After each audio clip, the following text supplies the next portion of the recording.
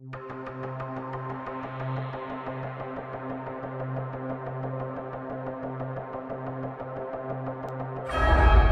step into a world where death has never truly been an ending. Long before cameras, EVP recorders, or the word paranormal ever existed, humans were already asking the same quiet question you're asking now. What happens when someone dies and doesn't quite leave? Chapter 1. Origin Story and History of Ghosts. Throughout ancient civilizations, you begin thousands of years ago in the dust-heavy air of ancient Mesopotamia. This is where some of the earliest written records of human fear were pressed into clay tablets. In these societies, death was not a doorway to peace. It was a bureaucratic process. Miss a step, skip a ritual, forget an offering, and the dead could return. These spirits were called Giddim, restless shades believed to wander back into the world of the living if their burial rites were mishandled or if they were forgotten by their descendants. In the Epic of Gilgamesh, one of humanity's oldest surviving stories, you encounter a chilling moment. A dead companion returns not to comfort the living, but to warn them. The underworld is dark. The dead eat dust. And once you cross over improperly, you may not stay gone. The implication is subtle but powerful. Ghosts are not monsters. They are consequences. As you move west into ancient Greece, the afterlife becomes more structured, but no less unsettling.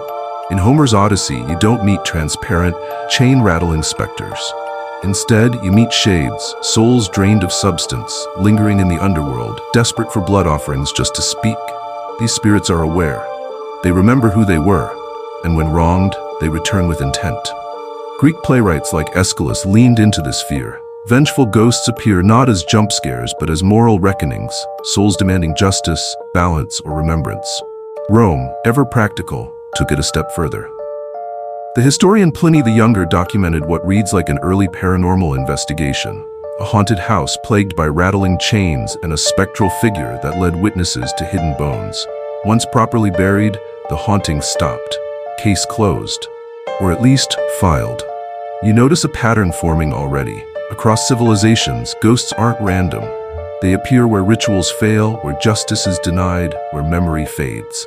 Even the ancients believed hauntings followed rules humans were responsible for breaking. As centuries pass, belief systems evolve, but the dead remain stubbornly present. In medieval Europe, Christianity introduces a radical new concept, purgatory. Now, the dead aren't just haunting because of anger or neglect, they're waiting. Souls appear to monks, widows, and villagers asking for prayers, masses, or penance to shorten their suffering. These aren't horror stories, they're spiritual paperwork requests from beyond the grave. And yet the implication is unsettling. The boundary between worlds is thin, bureaucratic, and leaky.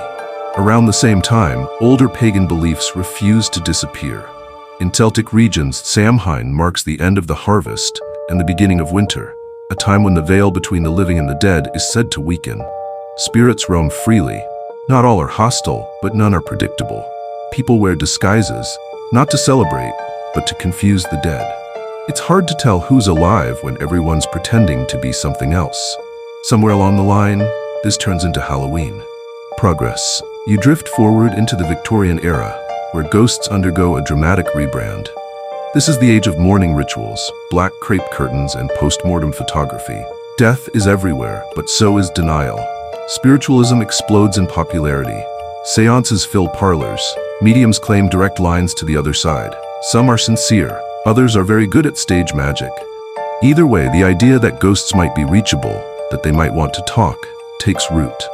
Victorian writers seize on this tension. Ghosts move into houses. They gain motives. They reflect guilt, repression, and psychological decay.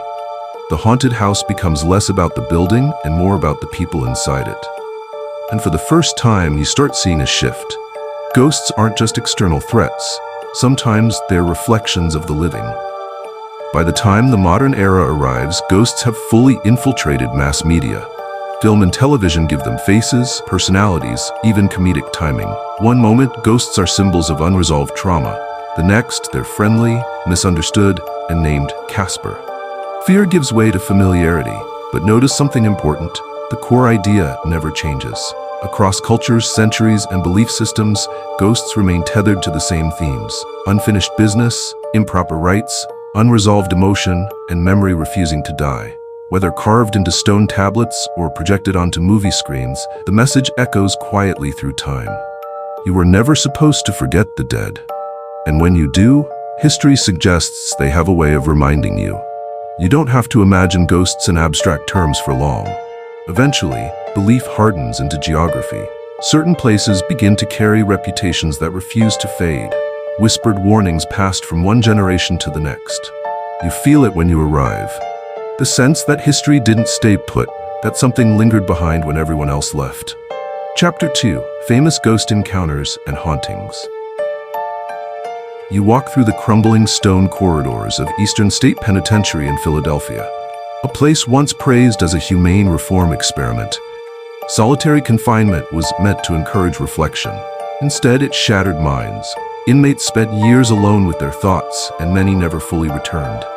Long after the prison closed, visitors reported shadowy figures pacing empty cell blocks, voices murmuring where no one stood, laughter echoing from sealed corridors.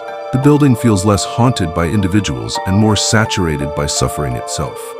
Like the walls remembered what happened there. Across the Atlantic, and the Tower of London rises, both fortress and execution ground. This is where history becomes personal. Anne Boleyn is said to walk the grounds carrying her severed head, an image so specific it refuses to be dismissed as vague imagination. Guards report apparitions, sudden cold spots, and overwhelming dread near certain towers. The hauntings aren't random. They cluster where injustice, power, and fear collided most violently. The ghosts here don't drift, they patrol. Then there are places where tragedy followed people, not buildings. The RMS Queen Mary, now permanently docked in Long Beach, carried luxury passengers, wartime soldiers, and more than its share of death. Crew members reported doors slamming, footsteps on empty decks, and children laughing near the ship's former swimming pool. Ships, after all, are isolated worlds. When something goes wrong at sea, there is nowhere for trauma to disperse. It stays on board. Some locations are so feared that the living impose rules of avoidance. Bhangarh Fort in India is one such place. Built in the 16th century, it stands abandoned, officially closed to visitors after dark. Legends speak of curses, black magic, and spirits that trap those who linger too long. Whether driven by superstition or caution, the result is the same: a site frozen in fear, its silence doing half the storytelling. In the United States, hauntings often attach themselves to narrative-rich locations. The Stanley Hotel in Colorado gained fame long before it inspired The Shining. Guests report phantom piano music, lights turning on and off, and the lingering presence of former staff who seem reluctant to clock out permanently. The Winchester Mystery House in California tells a different kind of story. Endless construction meant to confuse spirits, staircases to nowhere, doors opening into walls. Whether the ghosts were real or not, the fear shaping the house certainly was. Some hauntings don't even require buildings. The Flying Dutchman sails eternally through maritime lore, a ghost ship doomed to wander. Resurrection Mary appears along lonely roads near Chicago, hitchhiking home only to vanish from the passenger seat. The Bell Witch terrorized a Tennessee family with voices, physical disturbances, and mocking intelligence. These stories persist not because they're neat, but because they're messy. Multiple witnesses, conflicting accounts, unanswered questions. Perfect conditions for something to endure. Over time, investigators attempted to categorize what they were experiencing, not to prove ghosts exist necessarily, but to understand how they behave when people claim they do. Which leads you to the final, unavoidable question. Chapter 3. Different types of ghosts and theories of why ghosts don't move on after death. Not all ghosts, according to folklore and investigation, are aware they're haunting anything at all. Residual hauntings are described as recordings burned into a location. Footsteps repeat, doors open and close, figures appear and disappear, oblivious to witnesses. These manifestations don't respond because they can't. They're echoes, history replaying itself like a scratched vinyl record. Interactive or intelligent hauntings are different. These spirits appear aware, responsive, sometimes even emotional. They communicate through knocks, objects moving, or voices. Poltergeists, whose name literally means noisy ghost, fall into this category, though many theories suggest they're less about the dead and more about the living. Psychological stress manifesting outward, especially around adolescence. If that theory is true, it raises an uncomfortable possibility. Not all hauntings come from the grave. Some spirits are defined by intent. Vengeful ghosts appear in cultures worldwide, driven by injustice, betrayal, or unresolved wrongs. From Japanese onryo to European revenants, these entities don't linger aimlessly. They return with purpose. And purpose, as it turns out, is a powerful anchor. Appearance-based classifications complicate things further. Apparitions may appear fully formed or only partially visible.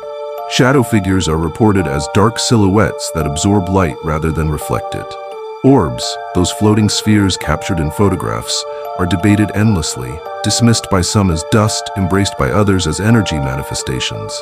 Gray ladies, white ladies, and black ladies haunt castles and estates across Europe, each color tied to mourning, betrayal, or death. Cultural interpretations expand the catalog even further. The Irish banshee doesn't haunt places, she haunts families, her wail serving as a warning rather than a threat. In parts of South Asia, spirits like the Shakchuni or Preta reflect social anxieties around improper rites, isolation, or unfulfilled roles in life. Across cultures, ghosts become mirrors of what society fears most. So why don't they move on? Some theories suggest unfinished business, tasks left undone, truths left unspoken. Others point to improper burial or forgotten rituals, echoing beliefs from Mesopotamia to medieval Europe. Psychological theories argue that hauntings are expressions of memory, grief, and expectation. Environmental theories focus on electromagnetic fields, infrasound, or residual energy imprinted by intense emotion. And then there's the theory no one likes to say out loud. Maybe ghosts linger not because they can't leave, but because they don't want to. Maybe memory itself is adhesive. Maybe identity doesn't dissolve cleanly. Or maybe the boundary between life and death isn't a door at all, but a fog, easy to enter, harder to navigate. If that's true, then ghosts aren't anomalies. They're byproducts, side effects of being human, of caring deeply, of refusing to disappear quietly. And if places remember, if emotions imprint, if stories refuse to die, then maybe hauntings aren't about the dead returning. Maybe they're about the past, never fully letting go.